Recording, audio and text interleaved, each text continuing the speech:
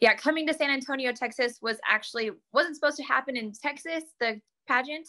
It was supposed to be Las Vegas. So unfortunately, due to COVID, we had to move it to Texas. So we're doing pandemic and the snowstorm.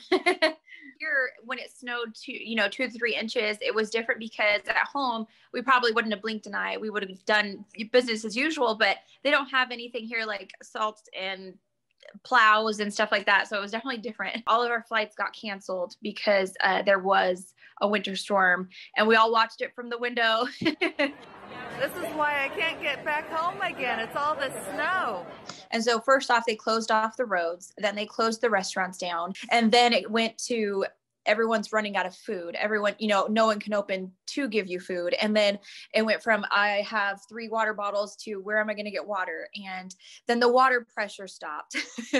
And I know a lot of people lost a lot of power and heat. I'm thankfully in a place where I have power and heat. So cross my finger that stays, but it definitely weird to not have water pressure. It definitely went downhill very quickly. Difficult to find a place you can stay for cheap right now. The prices have been raised certain places. Just staying in a warm space with power is important. So getting those funds, because no one expected to be here this long and everyone's drained of any kind of financial assistance. So I do have GoFundMe page for the contestants and their family members.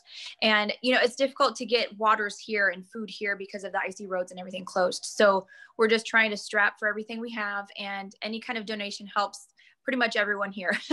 Being here and there with everything going on, snowstorms everywhere, just be safe and be kind to one another and check on your neighbor.